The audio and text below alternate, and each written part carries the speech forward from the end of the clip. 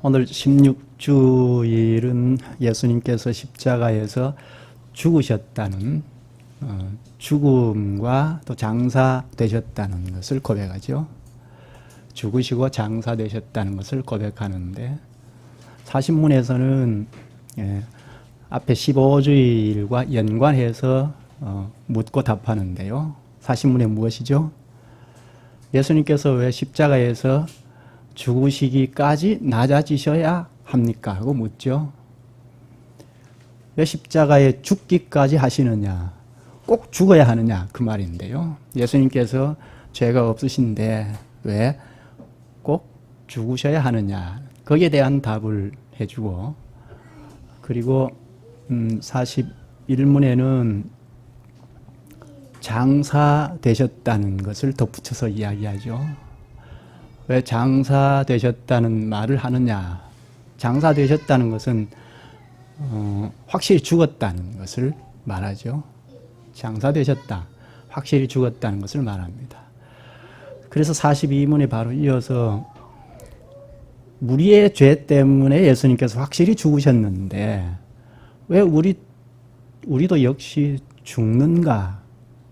성도인 우리가 죽는 것은 무슨 의미가 있는가? 어떤 유익이 있는가? 그 점을 묻습니다.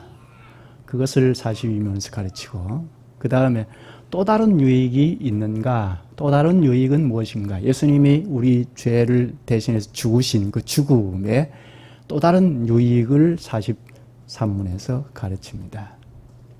그리고 마지막 44문에서는 예수님께서 음부에 내려가셨다는 말을 덧붙여서 묻습니다. 음부에 내려가셨다는 말이 무슨 뜻인가 하는 것을 묻고 답하는 것이 44문입니다.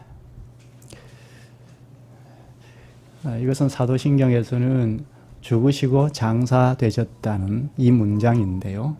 죽으시고 장사되셨다는 것이 어떤 의미가 있는가 하는 것을 이렇게 5문제에서 아주 구체적으로 잘 가르치고 있습니다. 사신문에서 예수 그리스도께서 왜 십자가에 죽으시기까지 낮아지셔야 합니까? 하고 묻죠. 왜 십자가에 죽으셔야 하느냐? 죽으셔야 하느냐는 질문을 합니다. 거기에 하나님의 공의와 진리 때문에 죽으셔야 했다, 그렇게 답하죠. 하나님의 공의와 진리를 말합니다. 하나님의 공의는 우리가 앞에서도 배웠죠. 5문, 6문에, 5주일, 6주일에서도 배웠는데요. 하나님의 공의. 하나님의 공의는 죄를 지으면 벌하고 의를 행하면 복을 준다 하는 것이 하나님의 공의 아닙니까? 사람이 죄를 지었으니까 하나님께서 형벌을 한다는 것인데요. 그 공의 때문에 우리가 죽어야 하는데 우리를 건지시기 위하여 예수님께서 죽으셨다 하는 것입니다. 그런데 진리 때문에 죽었다는 것을 덧붙이죠. 이 진리 때문이라는 말은 공의와 비슷한 말인데, 진리 때문이라고 할 때는 창세기로 거슬러 올라갈 필요가 있습니다. 창세기에 올라가면 하나님께서 최초 사람인 아담을 지으시고 언약을 맺으실 때 선악을 알게 하는 나무로 언약을 맺으셨죠. 선악을 알게 하는 나무를 놓고 약속을 하시는데, 이 선악을 알게 하는 나무를 먹으면 정령 죽으리라 하고 약속하십니다. 그 약속을 지키면 영원한 생명을 얻게 되고, 불순종해서 지키지 않고 파괴하면 정령 죽으리라, 죽음이 온다는 것입니다. 이것이 진리입니다. 하나님의 약속을 지키면 영생을 얻고, 지키지 못하고 어기면 영원히 죽는다 하는 이것이 진리인데요. 그런데 최초 사람이 그 약속을 어겼지 않습니까? 그래서 오고 오는 모든 인류가 그 죄에 연루되어서 다 죄인이 되었는데요. 이 때문에 그 진리는 어겼으니까 죽음을 당할 수밖에 없죠. 영원한 죽음에 처하는데요. 이 진리 때문에 우리를 건지시기 위하여 우리 대신해서 예수님께서 죽으셨다 하는 것입니다. 공의와 진리 때문에 십자가에 죽기까지 낮아지셨다 하는 것을 사신문에서 잘 가르칩니다. 그리고 41문에서는 그리스도는 왜 장사 되셨습니까? 하고 묻죠. 장사는 죽은 사람을 땅에 묻는 것을 말하죠. 왜 예수님께서 땅에 묻었느냐 그 말인데요. 장사되셨다 하는 것은 땅에 묻었다는 것인데 이것은 확실히 죽었다는 것을 말합니다. 그래서 41문 답에도 그리스도의 장사되심은 그가 진정으로 죽으셨음을 확증합니다 하고 답을 하죠. 장사되셨다는 것은 확실히 죽었다는 것을 말합니다. 이것은 성경적인 근거를 가지고 가르치는 것인데요. 한 곳을 찾아보시죠. 우리가 잘 아는 말씀인데 요한복음 19장입니다. 예수님께서 과연 장사되셨느냐, 확실히 죽었느냐 하는 것인데요. 확실히 죽었음을 표하는 장사되심이 성경에 잘 기록이 되어 있는데요. 성경에 근거해서 고백을 하니까 성경의 근거를 찾아서 우리가 익숙하게 이해하는 것이 필요하죠. 예수님이 장사되셨다는 것은 사복음서에 다 기록이 되어 있습니다. 그런데 우리 한 곳을 보겠습니다. 요한복음 19장 찾았으면 31절부터 보겠습니다. 이날은 준비일이라. 여기 준비일, 이날은 유월절 전날을 말합니다. 유월절 전날인데 유대인들, 이 기록 당시에 이스라엘 민족들의 하루는 우리가 잘 알듯이 해질 때부터 그 다음 날 해질 때까지가 하루이죠. 우리와는 좀 다릅니다. 그러니까 해지기 전에는 해진 이후와 우리는 같은 날인데 유대인들은 다른 날입니다. 해지기 전에는 다른 날이라는 생각을 하고요. 유월절은 14일 해질 때부터 시작이 되는데요. 지금 여기 준비일, 이날은 유월절 전날이라는 것입니다. 금요일 날 13일에 예수님께서 죽으셨는데요. 13일 날 예수님께서 죽으셨는데 그 죽음은 우리로 생각하면 그날 6시 이후가 되면 14일이 시작됩니다. 금요일 날 죽으셨는데 그날 해진 이후가 되면 14일이 되니까 토요일이 되죠. 유대인들의 달력으로는 토요일이 됩니다. 안식일이 되죠. 유월절이 시작되는 동시에 토요일이니까 안식일이 됩니다. 그걸 생각하고 좀 보죠. 이날은 준비일이라, 유월절 전날이라 유대인들은 그 안식일이 큰 날이므로 그 안식일에 시체들을 십자가에 두지 아니하여 빌라도에게 그들의 다리를 꺾어 시체를 치워달라 하니, 이제 14일이 시작이 되면 안식일이 되니까, 유월절이 되고 안식일이 되니까 안식일에는 이 사람들은 무엇을 할 수 없지 않습니까? 아무것도 하지 않는데, 특히 이 시체를 가까이 하면 부정을 탄다는 것이 있고, 그래서 시체를 가까이 할 수 없기 때문에 안식일이 시작이 되기 전에 이 시체를 치워달라고 빌라도에게 요청을 합니다. 여기 다리를 꺾었다는 것은 만약에 죽지 않았으면 완전히 죽인다는 것인데요. 다리를 꺾음으로 죽인다는 것인데요. 그래서 빨리 죽여서 얼른 시체를 안식일 되기 전에 시체를 치우고 정리하기 위해서입니다. 32절 군인들이 가서 예수와 함께 못 박힌 첫째 사람과 또 그 다른 사람의 다리를 꺾고 예수께 이르러서는 이미 죽으신 것을 보고 다리를 꺾지 아니하고, 예수님은 이미 죽은 것을 목격을 하고는 다리를 꺾지 않았다고 하죠. 예수님의 죽음을 제일 먼저 목격한 사람이 누구죠?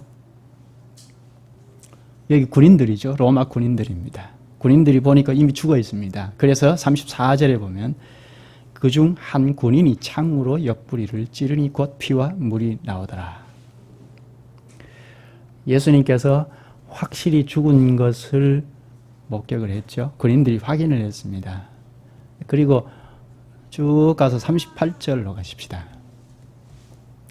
아리마대 사람 요셉은 예수의 제자이나 유대인들이 두려워 그것을 숨기더니 이 일 후에 빌라도에게 예수의 시체를 가져가기를 구하며 빌라도가 허락하는지라 이에 가서 예수의 시체를 가져가니라. 아리마대 사람 요셉이 예수님의 시체를 달라고 빌라도에게 청합니다. 아리마대 요셉은 공회원 중에 한 사람이라고 보는데요. 마가복음 15장을 보면 이 아리마대 요셉이 예수님의 시신을 요구를 하자 빌라도가 확인을 합니다. 벌써 죽었느냐 하고 물었는데 그때 백부장이 정말 죽었다 하고 시신을 내어줍니다. 예수님의 죽음을 첫째로 목격한 자가 로마 군인들이고, 그리고 빌라도가 공적으로 확인을 하죠. 그리고 요셉에게 내어주자 이 아리마대 요셉이 자기가 준비해둔 무덤에다가 예수님을 장사합니다. 아리마대 요셉도 예수님의 죽음을 확인한 거죠. 장사 지낸 것을 보면 알 수 있죠. 그런데 유대 지도자들도 예수님께서 죽음을 확인했습니다. 그들은 예수님께서 살아계실 때 부활하신다는 말씀을 가르쳤으니까 그 말씀을 생생하게 기억하고 있습니다. 그래서 빌라도를 찾아가서 혹 부활했다는 헛소문을 퍼뜨릴까 봐, 시체를 훔쳐가서 헛소문을 퍼뜨릴까 봐 빌라도를 찾아가서 무덤을 지켜야 하지 않겠느냐 해서 무덤을 인봉하고 군인들이 지키도록 하자 했습니다. 그래서 빌라도가 그렇게 하자고 해서 무덤을 인봉을 하고 지키게 됩니다. 그러니까 유대 지도자들도 예수님께서 장사되신 것을 확실히 알고 무덤을 지켰던 것을 볼 수 있죠. 이렇게 예수님께서 장사 지냈다 하는 것은 확실히 죽었다는 것을 뜻하는데, 그런데 왜 우리도 여전히 죽어야 하느냐 하는 질문을 합니다. 예수님의 죽음은 우리를 대신한 죽음인데 왜 우리도 여전히 죽어야 하느냐? 그것이 42문의 질문이죠. 그리스도께서 우리를 위해서 죽으셨는데 우리도 왜 여전히 죽어야 합니까? 하고 묻습니다.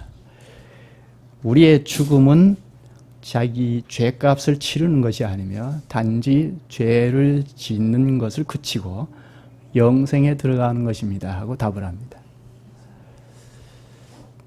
이 답이 우리가 죽음을 피할 수 없는데 이 죽음은 불신자의 죽음과 다르다는 것을 금방 알 수가 있습니다. 우리의 죽음은 죄값을 치르는 것이 아니다는 것입니다. 불신자의 죽음과 완전히 다르죠. 우리의 죄값은 이미 십자가에 예수님께서 대신 짊어지고 심판받고 죽으셨기 때문에 우리의 죽음은 죄값을 치르는 죽음이 아니다는 것입니다. 단지 죄 짓는 것을 그친다는 것입니다. 예수님을 믿고 나면 우리 옛사람은 예수님이 십자가에 죽으실 때 같이 죽습니다. 뒤에도 나오는데요. 우리 옛사람은 죽어버립니다. 없어집니다. 그런데 우리에게 여전히 악한 본성은 남아 있습니다. 육체를 가지고 있는 악한 본성은 여전히 남아 있습니다. 그러니까 우리 악한 본성만 있는 것이 아니고 예수 그리스도에게 연결이 되어서 그리스도의 생명도 우리 안에 같이 흐르고 있습니다. 그래서 이 새 생명을 존재에 발휘하지 않습니까? 그래서 과연 하나님의 자녀답다 하는 것이 자꾸 드러나는데요. 인식부터 정서라든지 의지, 행동이 자꾸 예수 그리스도인답다, 하나님의 자녀답다 하는 것이 자꾸 드러나는데요. 이건 말씀의 공급이 이루어지면 자연히 그렇게 되는데요. 그러니까 예수 그리스도를 믿게 되면 그리스도의 생명이 우리 안에 존재한다는 것을 알 수가 있고, 그리고 악한 본성이 우리에게 붙어 있다는 것을 알 수가 있습니다. 그래서 새 생명을 발휘하는 데 힘을 쓰지만 악한 본성은 또 끊임없이 죄를 짓는 쪽으로 끌고 가고자 합니다. 그래서 그리스도 안에 있는 자는 불신자와 달리 이 죄와 끊임없이 투쟁을 합니다. 죄와 싸운다는 것입니다. 생명이 없는 사람은 죄와 씨름하지 않습니다. 자연스럽게 죄와 타협하면서 살아가지만 생명이 있는 사람은 끊임없이 새 생명을 발휘하기 위하여 이 악한 본성의 장애를 제거하기 위하여 투쟁을 합니다. 싸웁니다. 그냥 가만히 있지 않습니다. 이렇게 끊임없이 죄와 싸우다가 죽음에 이르면 이 죄와 싸우는 것이 그칩니다. 그래서 신자가 죽으면 죄 짓는 것을 그친다 합니다. 죄 짓는 것을 그치고 영생에 들어갑니다 하고 고백합니다. 영원한 생명의 세계로 들어가게 됩니다. 이미 그리스도를 믿고 그리스도와 연합하여 있는 사람은 영원한 생명이 연결이 되어 있죠. 그러니까 죽음 저놈의 세계에 자연히 가는 거죠. 그리스도의 생명이 있으니까 영원한 세계로 들어가는 것은 아주 자연스러운 일이죠. 주님께서 다시 오실 때, 그리스도께서 다시 오실 때 육체와 결합한 부활의 몸을 입고 영원한 세계에서 하나님과 영원히 교제하게 됩니다.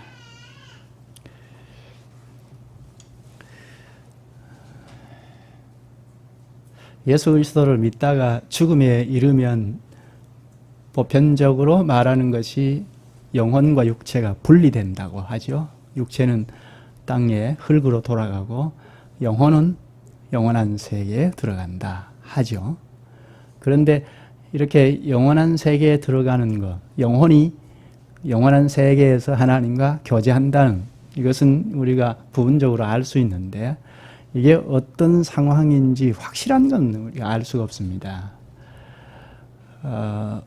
누가복음 16장에 예수님께서 비유를 통하여 부자와 나사로 비유를 통해서 가르치지 않습니까? 이때 나사로가 아브라함의 품에 안겨 있다는 이야기하죠. 아브라함의 품에서 쉰다는 이야기를 하는데요. 이것을 보면 영원한 세계에도 그 영혼이라는 게 품을 이야기하니까 뭐 형체도 없고 아무것도 없다는 것이 아닌 것을 알 수가 있죠. 영혼의 세계가 아무것도 아닌 어떤 세계인가 그렇지 않다는 것입니다. 아브라함의 품을 이야기했으니까 거기에서도 신체가 있지 않은가 짐작을 해볼 수 있습니다. 그러니까 우리는 이것은 다 알 수가 없는 신비한 세계인데요. 예수님께서 다시 오실 때 우리가 부활의 몸을 입고 나면 확연히 알 수 있을 것입니다. 불신자의 죽음은 신자의 죽음과 다르죠. 죄값을 치르는 죽음입니다. 그러니까 이 죽음이 얼마나 두려운 일인지 알 수 없습니다. 자기 힘대로 살고 자기 꾀대로 살고 살다가 죽음 앞에 이르렀을 때 두려워서 어쩔 줄 몰라 합니다. 하나님의 심판의 죽음이기 때문입니다. 죽음 이후에 고통의 세계로 떨어집니다. 그리고 예수님께서 다시 오시면 영원한 심판을 받고 영벌에 떨어집니다. 신자의 죽음은 영원한 세계로 들어가는 것입니다. 이것이 예수님의 죽음 때문에, 대속해 주신 죽음 때문에 오는 유익입니다. 그런데 43문에 가서 예수님이 죽음의 또 다른 유익이 무엇인가 하고 고백합니다. 43문에 그리스도의 십자가의 제사와 죽으심에서 우리가 받는 또 다른 유익은 무엇입니까? 우리 다 같이 외우고 읽을까요? 그리스도의 죽으심의 공효로 우리의 옛사람이 그와 함께 십자가에 달리고 죽고 장사되며 그러므로서 육신의 악한 소욕이 더 이상 우리를 지배하지 못하게 되고 오히려 우리의 자신을 그분께 감사의 제물로 드리게 됩니다.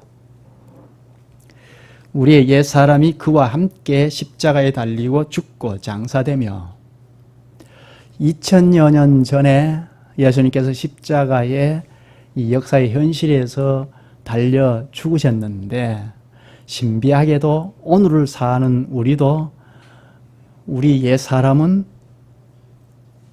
불신자로 살던 옛사람은 2000년 전에 예수님께서 십자가에 죽으신 그 안에서 함께 죽었다는 것입니다. 이게 신비한 일입니다. 옛사람이 죽어버렸으니까 우리 옛사람이 있습니까? 없습니까? 그리스도 안에 있는 사람들은 옛사람은 없습니다.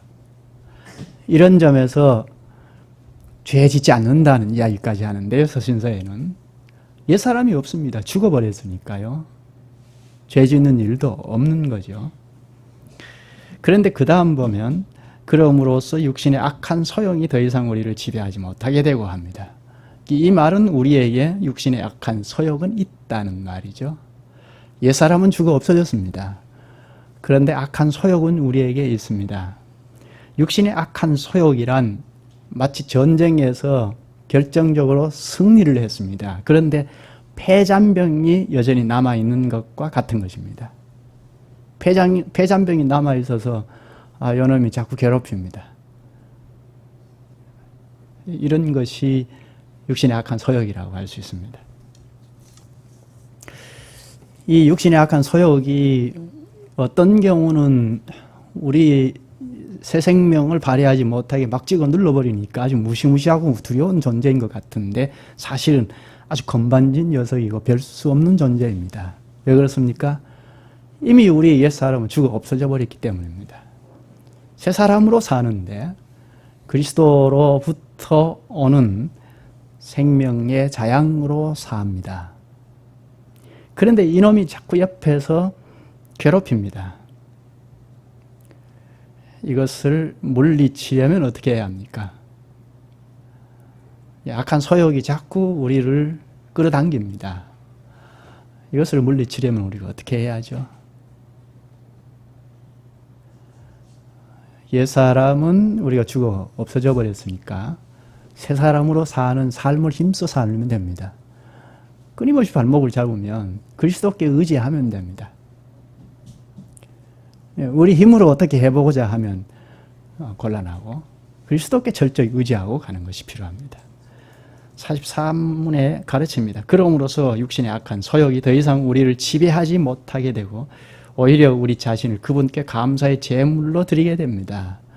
우리가 그리스도께 의지하여 감사의 제물로 드리면 됩니다. 그리스도께 의지하고 그리스도께 우리 자신을 다 드린다, 제물로 드린다는 이 말은 그리스도께서 이미 십자가에서 결정적으로 승리하셨기 때문입니다.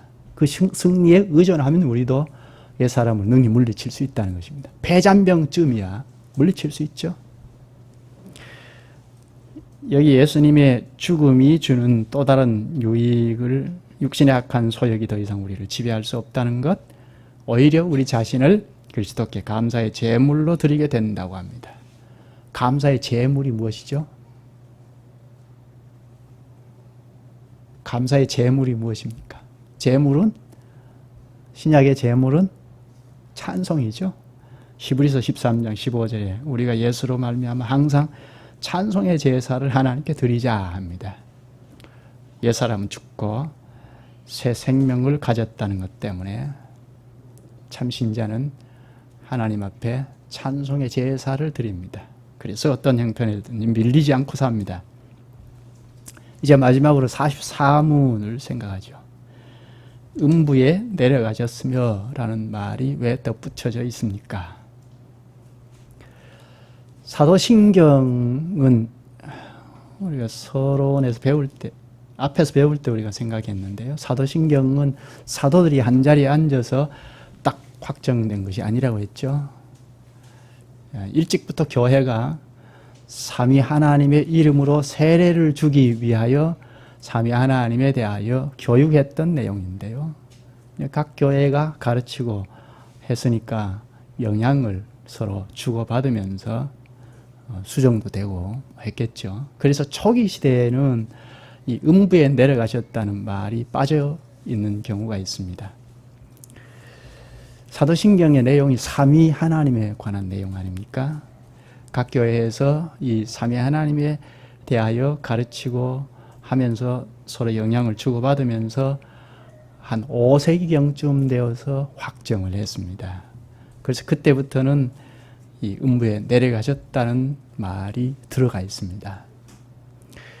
이 말이 무슨 뜻인지 그동안 논의도 많았고 또 오해도 많았습니다.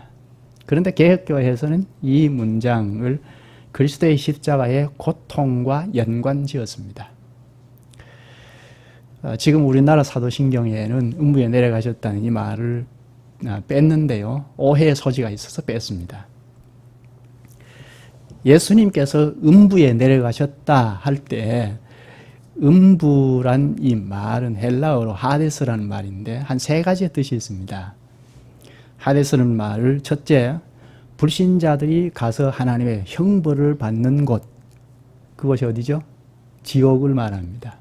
또 두 번째는 사람이 죽으면 가는 그곳을 말했고, 세 번째는 사람들이 죽어서 가는 그곳이 아니고 상징적으로 지옥의 고통을 뜻하는 말로 음부라는 말을 썼습니다. 요리문답 44문은 그 점을 가르칩니다. 43문 끝에 보면 그분은 그의 모든 고난을 통하여 특히 십자가에서 말할 수 없는 두려움과 아픔과 공포와 지옥의 고통을 친히 당하심으로써 나의 구원을 이루셨습니다. 여기 모든 고난을 말하고 특히 십자가의 고난을 말하죠. 따라서 음부에 내려가셨다는 말뜻은 모든 고난, 특히 십자가의 고난을 통하여 지옥의 고통을 당하셨다는 뜻입니다. 예수님께서 우리 지난 시간에도 봤는데 겟세마네 동산에서 십자가를 짊어지실 것을 앞에 두고 하나님께 기도하지 않았습니까? 얼마나 두려웠으면, 그리고 얼마나 그 십자가의 고통을 생각했으면 땀을 흘리면서 기도했는데 핏방울과 같이 되더라 하지 않았습니까? 그리고 결국 십자가에 돌아가셨는데요. 우리는 그가 당하신 고통, 두려움, 지옥의 고통을 다 알 수 없습니다. 그러나 지옥의 고통의 정점은 십자가였음을 우리가 말씀을 통하여 알게 됩니다. 칠흑같이 어두움이 덮였을 때 예수님께서 나의 하나님, 나의 하나님, 어찌하여 나를 버리셨나이까 하고 외치셨습니다. 하나님 앞에서 심판을 받는 그분은 하나님께 철저히 버림받으셨습니다. 어찌하여 나를 버리셨나이까 하는 외침에 하나님은 고개를 돌리셨습니다. 버리셨습니다. 그것은 곧 지옥의 고통과 형벌에 해당하는 것이었습니다. 이에 대하여 개혁자들은 음부에 내려가사라는 말을 문장으로 표현한 것입니다. 겟세마네와 십자가의 죽음에서 그가 겪으신 영의 고뇌는 지옥과 같은 극심한 고통의 경험이었습니다. 실제로 그리스도께서 지옥에 가신 일이 없으나 그가 극심한 영혼의 고통은 지옥과 같은 경험이었습니다. 우리를 위하여 지옥의 고통까지도 당함으로써 우리를 그 지옥에서 건져 주셨습니다. 기도하시죠. 자비하신 주님, 주님께서 독생자 예수 그리스도를 십자가에까지 내어주셨사옵나이다.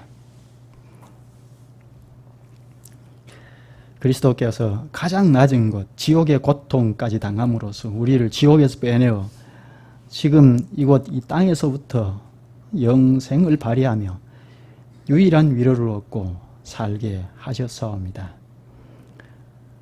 저의 삶의 현실에서 오는 여러 고난에서 구원하신 주님을 굳게 믿고 살게 하여 주시옵소서. 또한 지옥의 두려움과 고통에서도 주님께서 대신하셔서 구원하신 주님께 저희 모든 것을 다 드리며 살게 하여 주시옵소서. 예수님의 이름으로 기도하옵나이다. 아멘.